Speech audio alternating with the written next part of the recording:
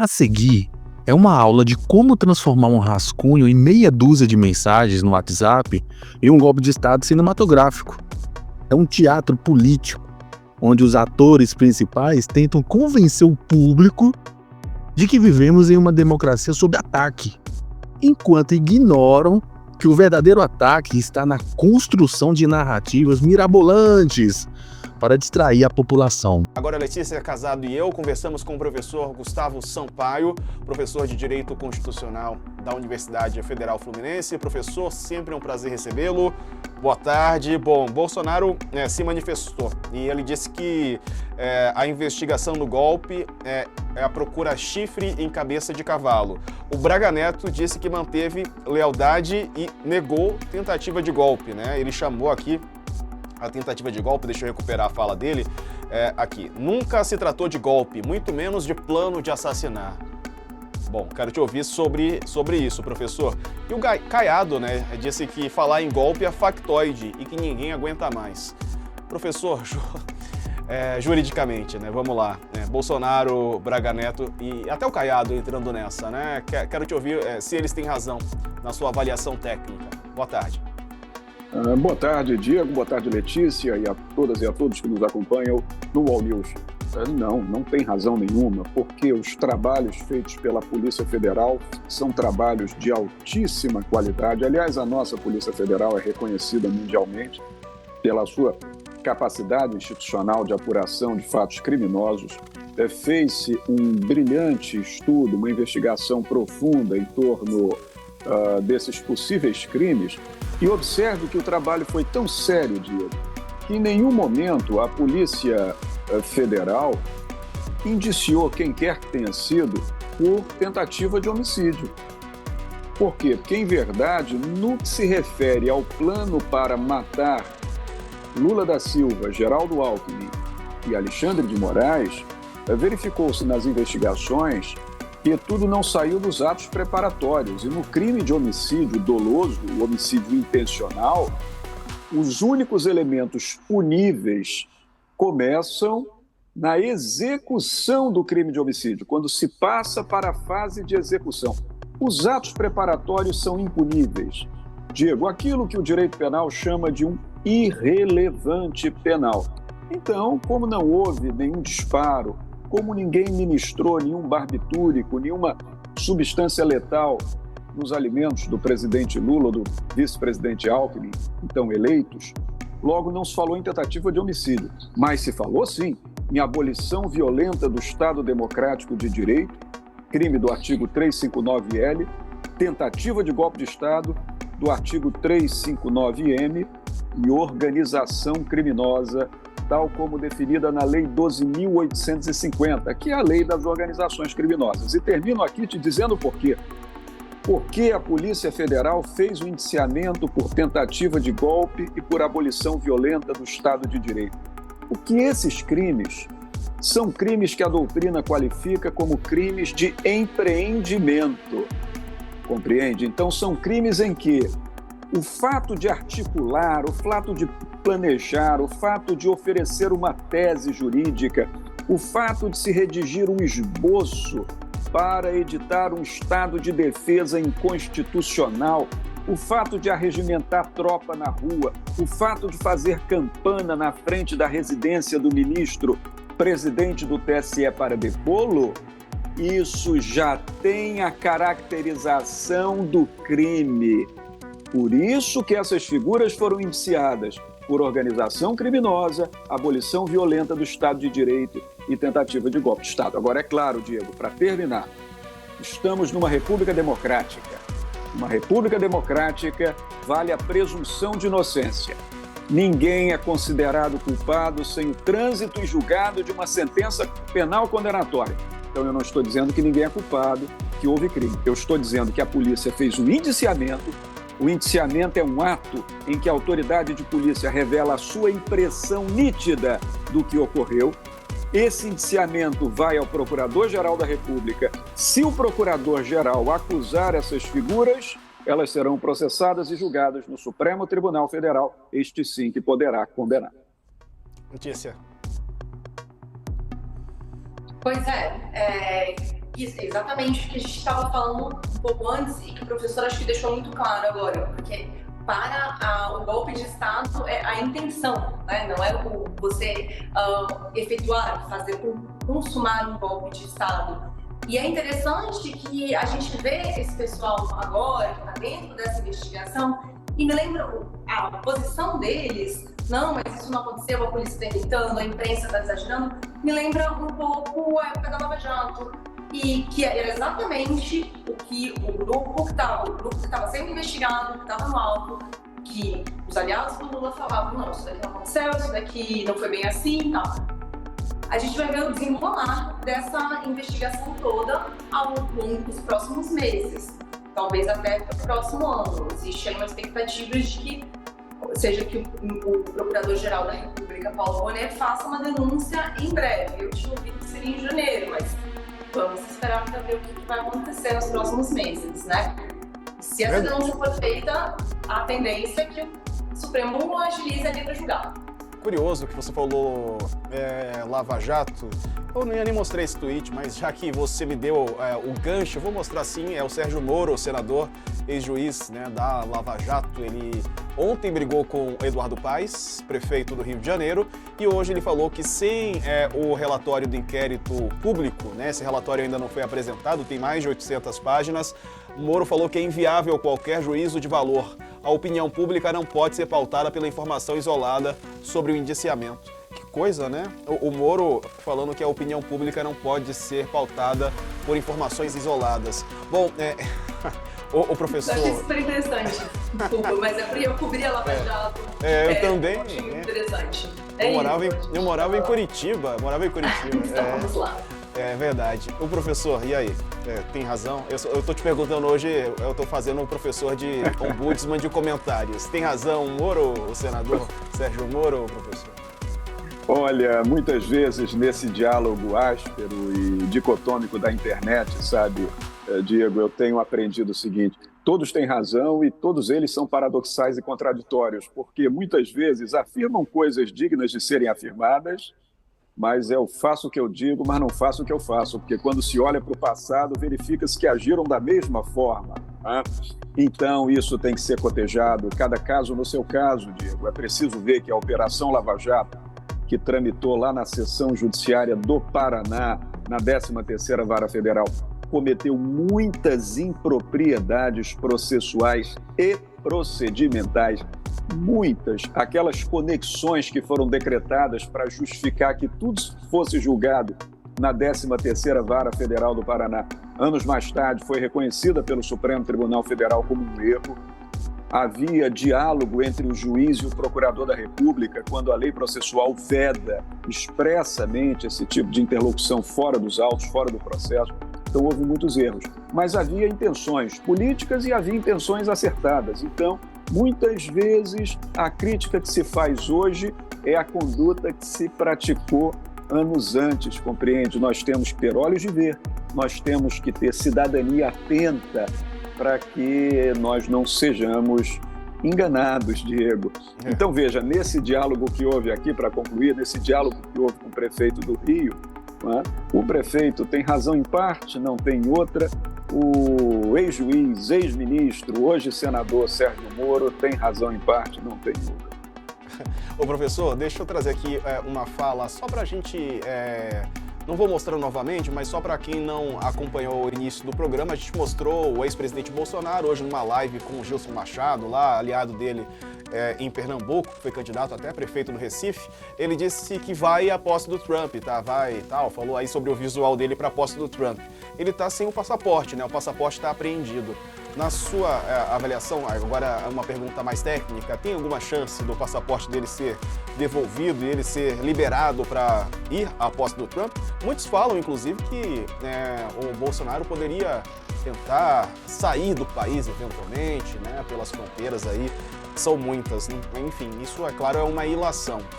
Não existe nenhuma informação concreta sobre isso.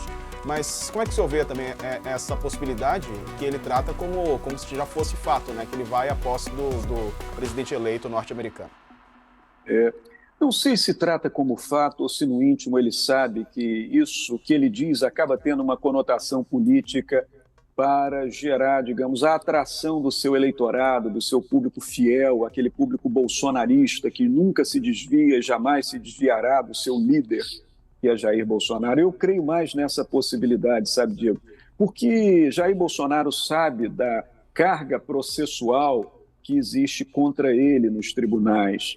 A questão é que, até essa semana acontecer, eu acreditava mais na possibilidade dele ter em seu favor uma autorização para uma viagem aos Estados Unidos da América para comparecer à solenidade de posse do presidente Donald Trump.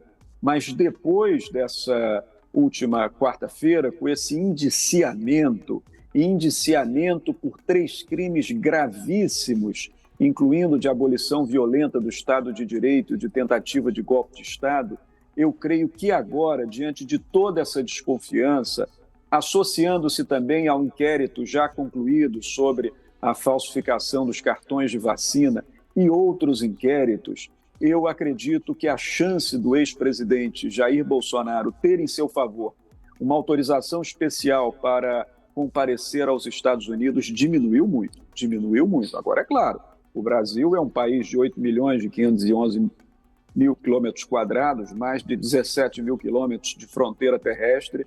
Evidente, Diego, que se ele sair clandestinamente, aí nós estaremos falando de um fato ilícito. Eu espero que isso não aconteça. Eu espero que ele tenha consciência de que a autoridade da decisão judicial tem que ser observada, até porque se isso acontecesse, isso traria consequências processuais contra ele. Nós sequer sabemos, Diego, se ele vai ser denunciado ao Supremo Tribunal, porque esse é um ato da autoridade privativa do Procurador-Geral da República, que é o promotor-geral que age perante o Supremo Tribunal. Agora, se o promotor-geral, Procurador-Geral da República, denunciar Jair Bolsonaro ao Supremo Tribunal, bem, aí ele terá toda a oportunidade de exercer a sua defesa dentro do devido processo legal. Agora, se sair do país sem autorização, a situação dele vai ficar, aqui dentro do Brasil, ainda pior.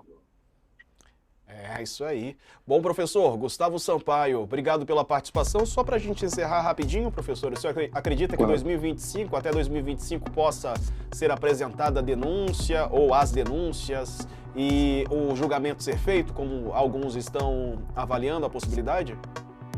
A denúncia ou as denúncias, você falou muito bem, com toda certeza, Diego, agora no começo de 2025. Por quê? Porque a denúncia é a peça inicial da ação penal pública. É para deflagrar a ação penal pública. Agora, depois de recebida a denúncia, se recebida, instaurada a ação, eu acho, Diego, que o Supremo Tribunal Federal vai empreender todo o esforço no sentido de que esse processo termine até o final de 2025, no mais tardar comecinho de 2026. Por quê?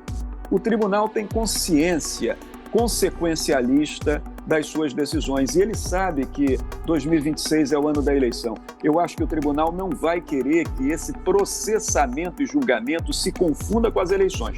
Então, acho que vai haver um grande esforço para que isso aconteça em 2025. Só lembrando, para concluir, que se o Procurador-Geral da República denunciar os 37 indiciados, olha, vai ser trabalho para mais de metro no Supremo Tribunal, porque ele vai ter que julgar 37 acusados em 2025. É isso, vamos... Com um toque de terror político, buscar criar vilões, construir heróis e enganar o espectador de que vivemos em uma democracia prestes a ser ameaçada, na realidade, é mais uma tentativa de manter as luzes da ribalta voltada para velhos inimigos e garantir que o circo continue armado. Lembre-se, às vezes as maiores tragédias políticas não estão nos supostos golpistas, mas na necessidade constante de criar um espetáculo para manter o público distraído. Fez uma live hoje, né? E aí tenta manter essa imagem de que está confiante, diz que estão procurando chifre na cabeça de cavalo, e aliás, ele está sem o passaporte está retido, mas ele diz que vai sim à posse de Donald Trump, o presidente eleito dos Estados Unidos. Veja. Veja o trecho. Vamos abrir um crédito contra o senhor agora porque sua barba está grande. Porque a barba está crescendo. Vamos abrir um crédito porque a barba está crescendo. É possível. Eu tô querendo me disfarçar pra andar pelo Brasil aí, valeu? Mas na posse do Trump eu tiro a barba, pode deixar. Na posse do Trump eu tiro a barba. Vamos ver o que ele disse então sobre as investigações e o indiciamento dele e outras 36 pessoas. Estamos dando aqui, presidente. O senhor ouviu falar no golpe do golpe? Eu vi, né? É uma coisa absurda essa história de golpe, absurda. Vai dar golpe com um general da reserva e 4 oficiais superiores, pelo amor de Deus. Quem estava coordenando isso? Cadê a tropa? Cadê as Forças Armadas? Poxa, pelo amor de Deus, não fique botando chifre em cabeça de cavalo. Esses estão sendo presos injustamente agora, de forma preventiva, não encontra um só respaldo na lei que faz a preventiva prender esses 4 oficiais. Bom, professor, sua avaliação dessas falas e também do papel das Forças Armadas, né? Me parece que aqueles kids pretos, né, eles vivem num ambiente muito politizado, no sentido de uma mentalidade, né, antiga e tal, eles são treinados fora do país e ainda com aquele pensamento anticomunismo, né, como se houvesse comunismo ainda presente, né, enfim, mas isso é muito forte, né, isso acaba representando boa parte, não todos os integrantes das Forças Armadas, mas boa parte, né, uma boa quantia de militares que reproduzem, até mesmo aqueles que vão chegando, né, me parece que vão sendo influenciados com isso. Olha, ele perguntou qual a tropa é exatamente essa, são os kids pretos, ou seja, a Brigada de Operações Especiais, com sede em Goiânia, lá perto de Brasília, e um departamento aqui no Rio de Janeiro, em Niterói, né? Essa era a tropa, e ela foi mobilizada. Nós temos testemunhos concretos de que eles organizaram toda a logística dos acampamentos patrióticos, inclusive lá em Brasília, na Praça dos Cristais, e desses acampamentos patrióticos saíram os atos terroristas que deveriam evitar a posse dos eleitos. Inclusive o 12 de dezembro, né, quando da diplomação do Lula, né, que Brasília foi saqueada. E agora a gente sabe muito claramente que naquele momento estava sendo preparada a minuta de uma intervenção no Superior Tribunal Eleitoral, no Supremo Tribunal Eleitoral e anulação das eleições, possivelmente com a morte da chapa e o sequestro ou morte do ministro presidente do Superior Tribunal Eleitoral, na ocasião, o Alexandre de Moraes. Esse é o quadro, e esse é um quadro que tem material muito firme, muito forte de comprovação. Por que não aconteceu? Essa é a questão. Hoje, o José Dirceu, que é um excelente analista político, diz que não aconteceu por causa da pressão externa, porque o Biden não concordou, né? Isso tem circulado. Ora, isso não é real, isso não é verdade. Essa versão de teoria da dependência meio rebaixada não é verdade. Na verdade, houve um racha entre os militares e uma forte desconfiança dos objetivos, se eram realmente patrióticos, do general Braga Neto. Então, houve aqui uma divisão muito grande, né? 5 membros do Estado-Maior foram radicalmente contra o golpe, 3 militantemente a favor e outros 8 ficaram sem decidir. Como é um órgão colegiado, isso ficou paralisado. Se esperava, então, uma outra estratégia, causar o caos do país para, do caos, os militares serem chamados como salvadores. Hoje eu conversei com alguns membros do alto comando, eles consideraram totalmente aérea, fora de sentido, a ideia de que foi Biden que evitou o golpe no Brasil. Coluna A Hora, que é o podcast do José Roberto de Toledo e Thaís Bilenque, eles trouxeram a informação sobre os kits pretos, né? E o Walter Delgatti, que é o hacker de Araraquara. Tá aqui, é o programa A Hora, que está disponível já para quem quiser ver no YouTube, também está na grade de programação do canal UOL. O relatório da PF mostra que, mesmo sabendo que não houve fraude nas urnas, eles insistiram em manter a versão de fraude. Inclusive, o único general preso fora do quartel, o Mário Fernandes, disse nas mensagens de áudio que o chamado hacker de Araraquara manteve contato com militares de alta patente do Ministério da Defesa para ajudar a desacreditar as urnas eletrônicas. os kids pretos, né, Rafael? Enfim, isso tem que ser bem avaliado, né? Como agir com um grupo notadamente golpista dentro das Forças Armadas. Diego, aqui é um ponto importante, né? É um lugar comum, a gente vê no debate público, né? As pessoas dizendo, olha, como é que vai ser golpe? Se tinha lá gente completamente desarmada, aí faz referência às vezes à idade da pessoa, algum comportamento, e aí eu me refiro ao que aconteceu lá no 8 de janeiro, dizendo, olha, não dá para ser golpe, né? A própria fala agora que a gente ouviu do ex-presidente Bolsonaro também pergunta, mas como é que vai ser golpe com 4 oficiais, etc, né? Mas por que eu estou recuperando isso? Porque, ao fim e ao cabo, um processo de interrupção de um regime democrático, ele é composto por várias etapas, né? E cada grupo acaba tendo um papel dentro desse processo. Então não precisa todo mundo pegar em armas e ficar que de fato está ocorrendo um golpe. Tem vários processos. Como o professor bem mencionou, o que a gente viu claramente foi a fase de deslegitimar o sistema eleitoral.